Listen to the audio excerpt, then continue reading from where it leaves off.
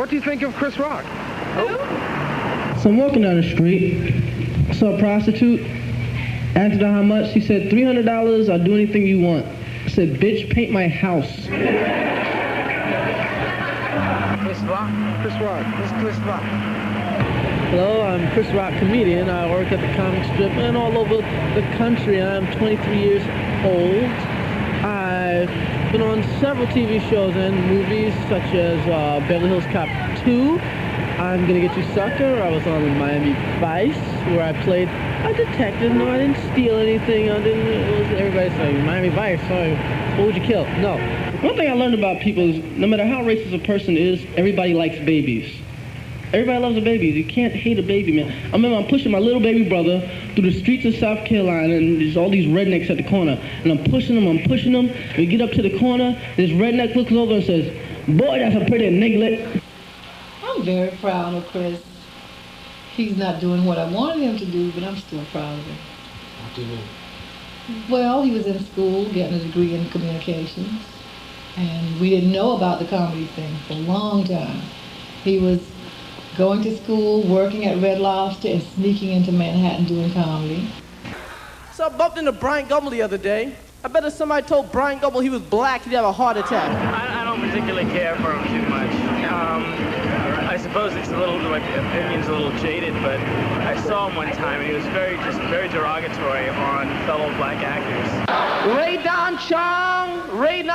Can Ray Don Chong sleep with a black man in any movie she does? Every movie she does, she sleeps with a white guy. I don't understand this. They interview Ray. She tries to hide her nationality. So, Ray, what nationality are you? Well, my mother's Portuguese and my father's half Mexican. Like, Ray, you're black, okay? Why don't you look in a mirror? Why don't you try to marry a Kennedy and find out how black you really are? I'm not the biggest fan of Bill Cosby, because Bill Cosby created Fat Albert and the Cosby Kids, the most degrading, most racist cartoon I've ever seen in my life. They actually had a guy walking around with a damn hat pulled over his head, okay? And another guy going, we're gonna go to the store. My banana's the baby. Say, hey, I'm illiterate. I hated that, man, because like I said, I went to a white school, and the kids would tease me about that. Everybody expects a black guy to talk so ignorant, man. There's a little white kid that, get out of my face, man. Nonsense. Even the show now. Even the Cosby Show, as nice as it's a parent, the mother's a doctor, the mother's a lawyer, and the father's a doctor, they have a friend named Cockroach. These two people make about 300 grand a year. They should not know anybody named fucking Cockroach, okay? So what? So you don't like Bill Cosby? No, it's funny. But like I said, what the hell? He always shoves some negative image in there. There's a doctor, father, doctor, lawyer, nice house, and a kid named Cockroach comes over. What the hell is that? Chris Rock, comedian? Yeah. Oh, he asked me out twice. Did you know that? So I'm young, I date. When you're young and you date, what do? You go to movies, you get pizza, you have sex, what else? You wait for periods. So all you do, you're constantly waiting for some girl's period to come. And you know the longer the period takes, the more special it is. You ever go to those period dinners? Buy a girl some period flowers? Get one of those period greeting cards because it came.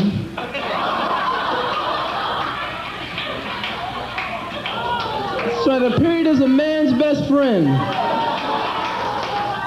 That's right, for all you do, this blood's for you.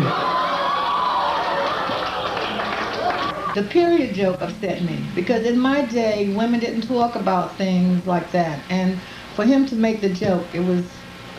I begged him not to do it at the Apollo. I said, Chris, don't do that joke, because I'm going to be there. Well, what's the and joke? he did it.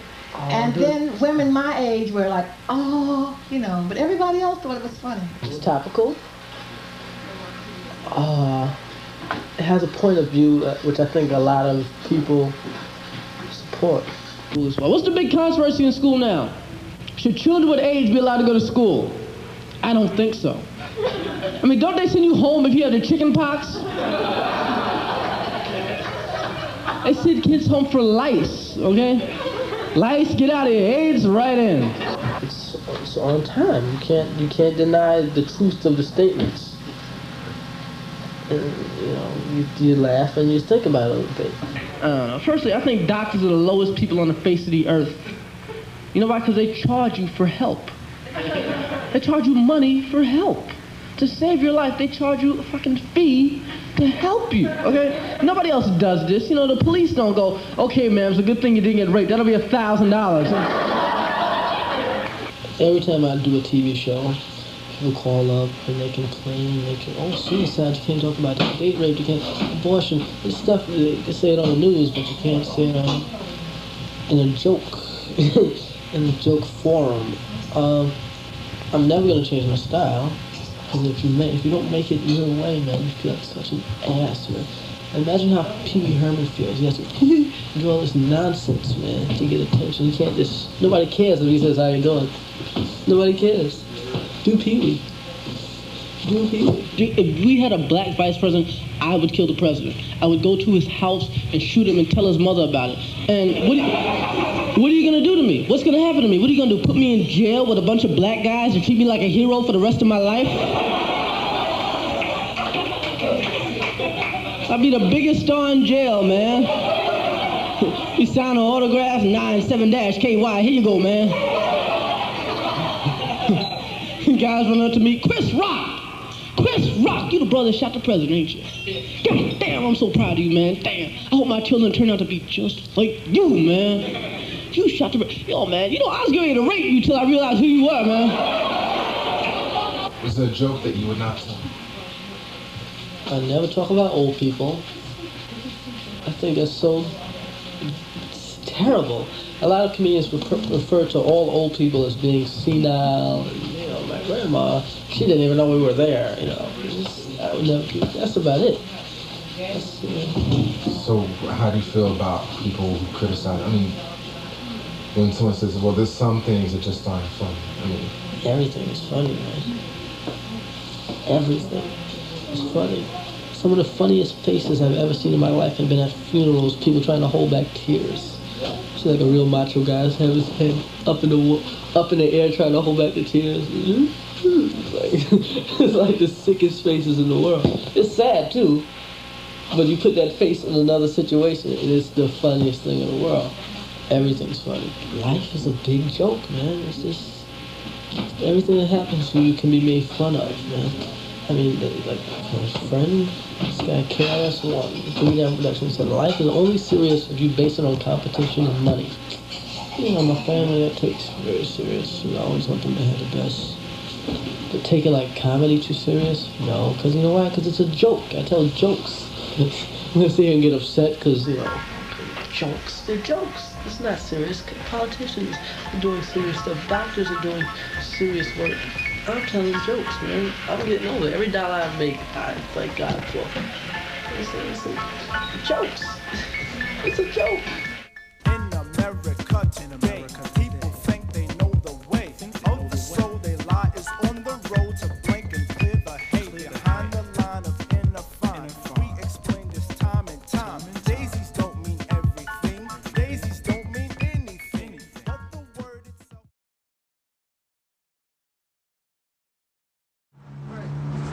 Cold cooling and a ball. Yo, what's up? I'm Chris Rock, comedian, working at the comic strip. You know. and when did you start doing comedy? I started doing comedy about 5 years ago. When you were in Well, school? Crush still? Groove, when was Crush Groove? Was I doing comedy then? Yeah, you were Yeah, comedy yeah. then because you had done Joe Franklin. It's about 5 years, I would say. Yeah. Well, I mean, how did you start? I mean, what made, tell what the made you think story. you were funny? I don't know. I just big Eddie Murphy fan. No, can I tell the story? What's your story? He always stood outside ranking on people. Yeah, And he used to good. draw a crowd in my yard. And they dared him to go to improv. He never told Comic us. strip. Oh, comic strip? The So he- catch. Well, whichever. He went down and he tried out and he was so good. And he started going back, never telling us anything. He's coming home real late. And telling us that he was at work, whatever. In fact, at one point, he was going to school. It was at Kingsborough, going to school, leave school, go to work, leave work, go do comedy, and then leave there and go and sleep in his car in front of the job or something like that. I know it was a vicious cycle going on there for a while. And What happened? Eddie Murphy saw you one night. One night, I wanted to meet him. The guy at the club, the owner, introduced me to him, and he says to me, "When are you going up?" And I was like, the last guy on the totem pole. I wasn't even going up that night. And I said, "I'm not up." He said, "Yeah, put him on next." They put me on, and I had a good set. Did real well. Knees shaking, real scared. And then that Sunday. Right. So he gave me his phone number, and wow, you're real funny, or whatever. And that was a Friday. So that Sunday he took me out to see She's Gotta Have It. Now he called here that Sunday because I spoke to them. And I went out, him and his mother and all the guys. Talking about L.A. He said, "I'm going to L.A. tomorrow. You want to come?" No, what happened is he comes running in the house about 2 o'clock in the morning, ran upstairs and woke me up. "Mom, I'm going to California." I said, "No, you're not." He said, "Yeah, I'm going to California. I'm going to California." And I got very upset. And I said, "Well, you can't go with those people because Eddie Murphy might be on drugs or something." I said, "You can't go with people you don't even know and you don't have enough money and blah, blah, blah." And I really fussed. He was grabbing clothes, running down here to the laundry room, washing, about 2 and 3 o'clock in the morning. And that was Sunday or Monday. Monday, you were supposed to leave. And I just put my foot down and said, "Well, you're not going." And I got dressed and I went to the dentist because I just assumed that he wouldn't go. His father got up, took him out, met Eddie, put him on a plane, and sent him to L.A. Called up when I got out there. Sweet L'Hermitage Hotel. Ooh, the best. Sweet. A big article in the Daily News. Article in the Daily News. Oh, about what? About that Sunday, how Eddie met him and took him out. Yeah. Where do you see yourself 5 years from now? Where do I see myself 5 years from now? Hopefully, God willing, I'm doing big concerts 5 years from now. That's where I hope to be, and hopefully I have like some deal with it. I have a deal with HBO now, but I hopefully it gets broader. I would like to do like a lot of cable specials. I like the form of cable TV because there's no censors, basically. I mean, you got censors, but there's not really. It's a lot more freedom. So I hope to be doing that. Thanks a lot. Okay. The Ruttles. You ever see the Ruttles? Oh, yeah.